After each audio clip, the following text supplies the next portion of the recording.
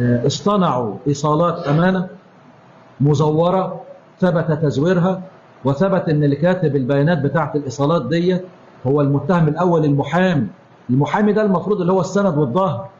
المحامي ده المفروض ان هو اللي انت بتأتمنه.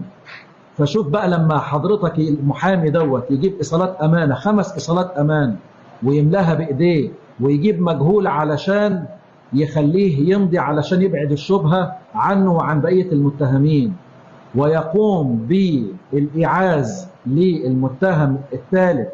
والثاني بأن هم المتهم الثالث دوت ان الايصالات الامانه دي تبقى لان هو يعني ان هو استلم المتهم المجني عليه عندي من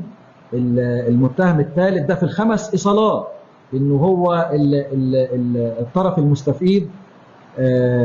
استلمت انا فلان اللي هو المجني عليه عندي من المتهم